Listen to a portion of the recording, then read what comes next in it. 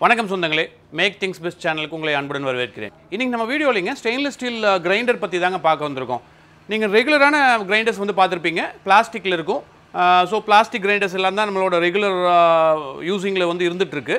But இது வந்து பார்த்தீங்கன்னா complete stainless steel long life மெஷினுங்க.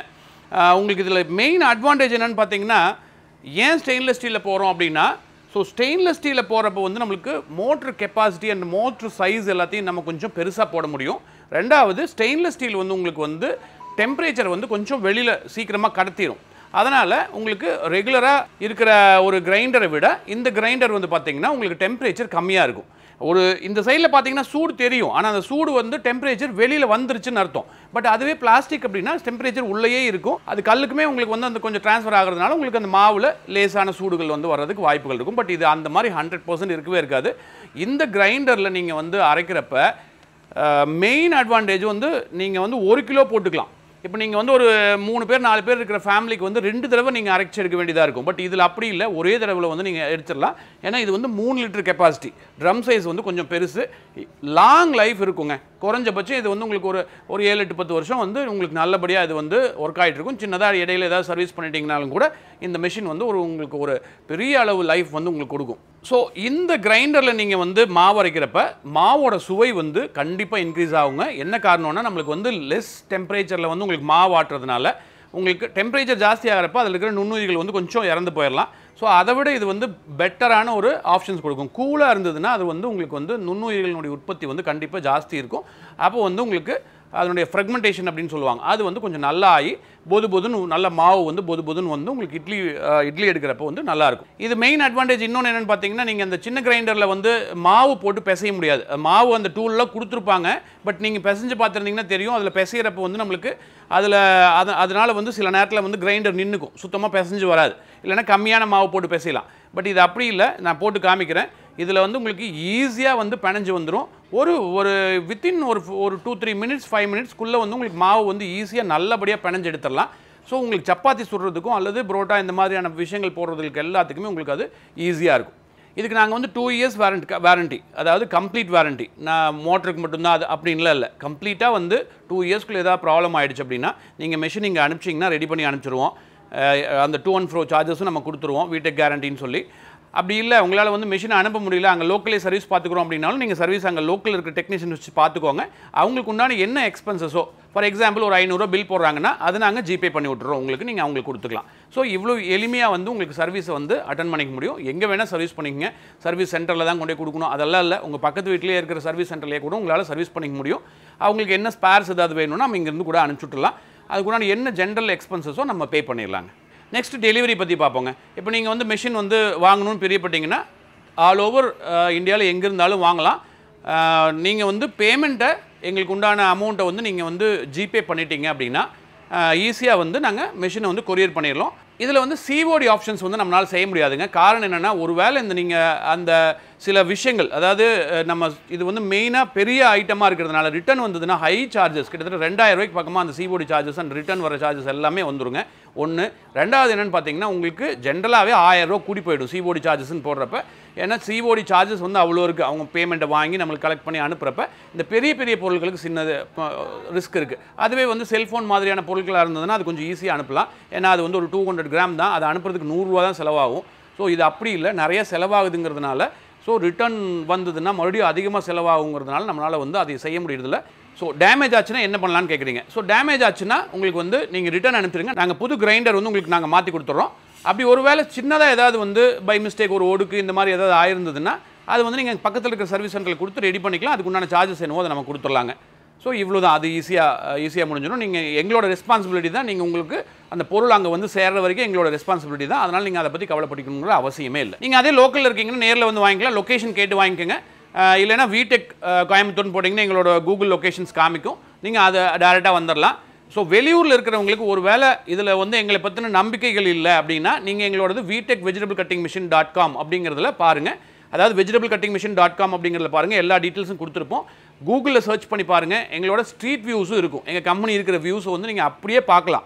So வீடெக்குன்னு இருக்கும், இல்லை வெளியில் வந்து நின்று ஒரு தடவை வீடியோ எடுத்து கொடுங்கன்னு சொன்னாங்க கூட எடுத்து கொடுக்குறோம். ஸோ கான்ஃபிடென்ஷியல் அப்படிங்கிற வர்றப்போ வந்து உங்களால் வந்து பணம் அனுப்ப முடியல, என்ன ஒரு மாதிரி எல்லாருமே ஏமாத்துறாங்க அப்படிங்கிற ஒரு சூழ்நிலை இருந்ததுன்னா வீடியோ கால் வந்துருங்க. வீடியோ கால் வந்து எங்களோட கம்பெனி பார்த்துக்கங்க, பார்த்துட்டு அதுக்கப்புறம் பேமெண்ட் அனுப்புங்க, ஈஸியாக முடிஞ்சுது. இப்போ இந்த கிரைண்டர் நீங்கள் புதுசாக வாங்கின உடனே இந்த கல்லில் வந்து உங்களுக்கு அந்த கல்லினுடைய தூசு எல்லாம் இருக்கும். அதனால் நீங்கள் வந்து முதல் வந்து ஒரு 1/2 கிலோ நீங்கள் அரிசியை போட்டு அதை எடுத்து கொட்டிடுங்க. நல்லா அரைச்சதுக்கப்புறமா ஒரு 10-15 நிமிஷம் விட்டு நல்லா அரைச்சதுக்கப்புறமா அதை எடுத்து கொட்டிடுங்க. கொட்டிட்டு நல்லா க்ளீனாக கல்லை கழுவிட்டு அதுக்கப்புறம் நீங்கள் யூஸ் பண்ணுங்கள். 1 கிலோ 600 கிராம் வந்து நம்ம அரிசி இதில் போட்டாச்சு.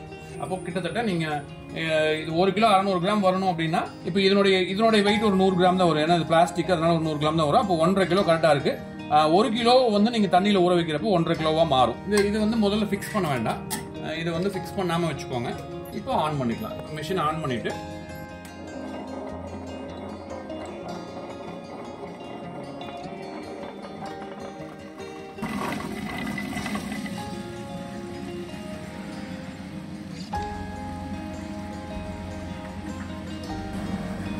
இதை நீங்கள் டைட் பண்ணி விட்டு ஃபுல்லாக டைட் பண்ணாலும் சரி, இல்லை கம்மியாக டைட் பண்ணாலும் சரி. முதல்ல கொஞ்சம் நேரத்துக்கு கம்மியாக இருக்கணும், அப்புறமா இன்க்ரீஸ் பண்ணிக்கணும். அது இந்த 2 கல் சுற்றுற அளவுக்கு வந்து நீங்கள் இன்க்ரீஸ் பண்ணிக்கலாம்.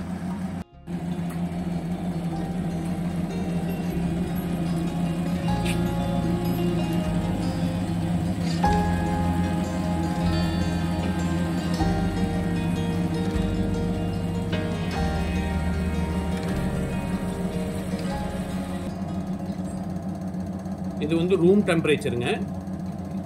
இப்போ இந்த மெஷின் ஓடி 5 நிமிஷம் ஆச்சு. இப்போ இங்கே என்ன டெம்பரேச்சர் இருக்குன்னு காமிக்கிறோம் பாருங்க. 29.8, அதாவது 30. இப்போ இந்த மெஷினோட டெம்பரேச்சர் இந்த இடத்துல வந்து 30 இருக்குங்க. மாவோட டெம்பரேச்சர் பார்த்துடலாம்.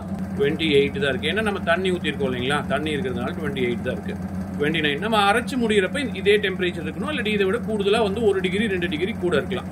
ஸோ இது ஆப்டிமம் டெம்பரேச்சர். ஸோ இதை விட இன்க்ரீஸ் ஆச்சுன்னா தான் வந்து மாவு வந்து உங்களுக்கு சரியாக ஃப்ராக்மெண்டேஷன் ஆகாமல் இருக்கிறது.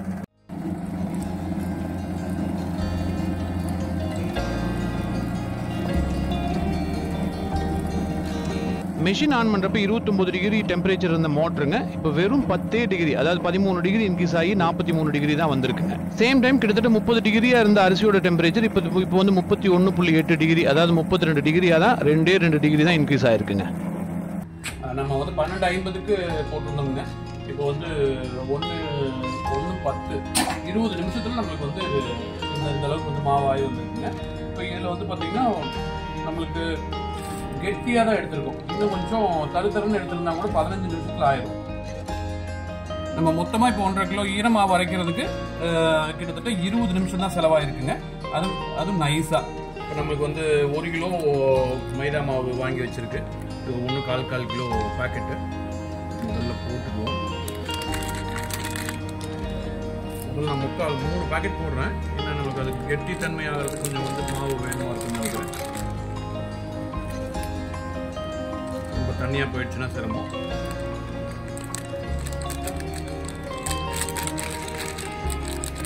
அதுக்கு அந்த மாதிரி போட்டு விட்டுட்டு கொஞ்சம் நம்மளுக்கு ஆயில் தேவைப்படும். ஏன்னா அது ஒட்டாமல் வர்றதுக்கு. அதாவது நிறைய ஆயிலெலாம் தேவையில்லை. நீங்கள் என்ன எவ்வளோ ஆயில் ஊற்றுறீங்களோ அந்த மாதிரி ஊற்றுங்க. நான் வந்து ஒரு 100 ml பக்கமாக ஊற்றுனேன்.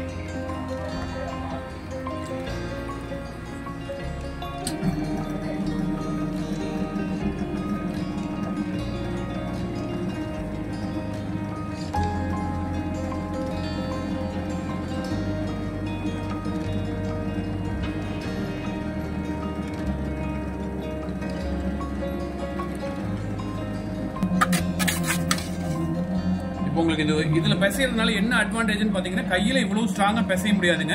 ஏன்னா இப்போ இது வந்து நம்மளுக்கு ரொம்ப நைஸாக வந்திருக்கும். அதாவது இதில் வந்து பார்த்தீங்கன்னா ரொம்ப கிளீனாக நைஸாக நல்லா வந்து உங்களுக்கு வந்து நல்ல பதமாக வந்திருக்கும். பதம்னு சொல்லுவாங்க இல்லையா, நல்ல பதமாக வந்திருக்கும். ஆனால் எந்த காரணத்தை கொண்டு கையில் இந்த அளவுக்கு வந்து நம்மளால பிசைய முடியாதுங்க. இப்போ உங்களுக்கு இந்த பதம் வந்துருச்சுங்க, அவ்வளோதான். இதுக்கு மேலே இன்னும் தேவையில்லை. இங்கே பார்த்துக்குங்க, இது கொஞ்சம் ஒட்டி வருது பிசு பிசுன்னு. இதுக்கு என்ன பண்ணணும்னா கொஞ்சம் எண்ணெய் அதிகமாக இருந்ததுனா தான் அது ஒட்டாமல் வரும். இல்லைன்னா நீங்கள் ட்ரை மாவு போட்டு கலக்கிக்க வேண்டியதான். இப்போ உங்களுக்கு வேணுங்கிற பதம் வந்துருச்சுங்க. நம்ம இப்போ இது வந்து மாவு எடுத்துடலாம். பார்த்துக்க இல்லை இன்னும் கொஞ்சம் கெட்டி பண்ணணும்னா நீங்கள் மேனுவலாக வந்து சேர்த்துக்கலாம்.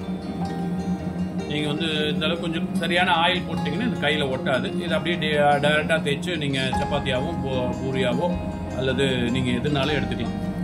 இப்போ இந்த பதம் வந்துருச்சுங்க. உங்களுக்கு வந்து இது எடுத்துடலாம். ஏன்னா இது இவ்வளோ நைஸாலாம் வந்து உங்களால் கையில் நிச்சயமாக தேய்க்க முடியாது. அது எவ்வளோ நேரம் ஆகும், அரை மணி நேரம் ஆகும் வச்சு கொட்டிட்டு தட்டிட்டு இருக்கணும். பட் இது அப்படி இல்லை, ரொம்ப சூப்பராக வந்து ஒரு 5 நிமிஷத்தில் பிணைஞ்சு எடுத்துட முடியுது. அவ்வளோதான். நீங்கள் இதை வந்து அப்படியே உருட்டி அந்த கம்பி எடுத்து வெளியில் வச்சுட்டு இந்த மாதிரி உருட்டி சுருட்டி எடுத்துட்டிங்கன்னா வேலை முடிஞ்சு. எஃபர்ட் எதுவுமே இல்லாமல் நம்ம வந்து பிசைஞ்சு எடுத்தாச்சுங்க. உங்களுக்கு கரெக்டான தண்ணி அளவுகளை மட்டும் கரெக்டாக ஊற்றிட்டிங்கன்னா போதும். இதில் ஏதாவது நம்ம கலகலான்னு போயிடுச்சுன்னா தான் சிரமம். அதனால் மாவு கொஞ்சம் எக்ஸ்ட்ரா வச்சுக்கோங்க. அதை நீங்கள் டைட் பண்ணி எடுத்துக்கலாம். அவ்வளோதாங்க, முடிஞ்சுங்க. இப்போ இதில் ஒரு டிஸ்அட்வான்டேஜஸ் பார்த்தீங்கன்னா என்னென்னு கேட்டிங்கன்னா கொஞ்சம் டைம் ஆகும். ஏன்னா இது ஹார்சாண்டில் இப்படி திருவுறதுல ஒரு சிஸ்டம் வந்து அப்படி தான் இருக்கும். ஏன்னா வேறு வழி இல்லை. இதில் கிரைண்டரில் உங்களுக்கு உண்மையாக சொல்ல போனால், இது என்னோட டைரக்டான ஒப்பீனியன் சொல்ல போனால், கிரைண்டரில் தேங்காய் திருவுறது அவ்வளோ ஈஸி கிடையாது. ஸோ அதே மாதிரி தான் இதுவும் இருக்கும். என்ன காரணம்னா ஸ்பீடு இல்லை, ரொம்ப ஸ்லோவாக இருக்கிறதுனால இதில் வந்து இது ஒரு ஆப்ஷனாக நம்ம எடுத்துக்கலாம். கொஞ்சம் முடியாதவங்க அப்படி இப்படி பண்ணுறவங்க வேணால் இது திருவிக்கலாமே தவிர, மற்றபடி நார்மலாக திருவுறவங்க நீங்கள் வந்து வேறு மாதிரி திருவுறது தான் நல்லது. நீங்கள் கையிலேயே கூட திருவிடலாம், கையிலேயே கூட கொஞ்சம் ஈஸியாக திருவிடலாம் கண்டிப்பாக. ஏன்னா நான் வந்து சரியான ஒரு சஜஷன்ஸ் நான் உங்களுக்கு சொல்லணும். இது வந்து பெரிய அளவில் உபயோகப்படாது, ஓரளவுக்கு உபயோகப்படுத்தலாம். பாருங்க இந்த அளவுக்கு ஆயிருக்கு. பட் எனக்கு 5 நிமிஷம் செலவாயிருக்கு. டைமிங் வந்து 5 நிமிஷத்துக்கு மேலே ஆயிருக்கு. நம்ம வந்து இது அவ்வளோ இது இல்லாமல் ஸ்ட்ரெயின் இல்லாமலாம் நம்மளால இது பண்ண முடியல. ஸோ அதுதான் வந்து உண்மையான ஒப்பீனியன். இப்போ நம்ம அந்த கிரைண்டரோட அத்தனை உபயோகங்களையும் நம்ம பார்த்துட்டோங்க.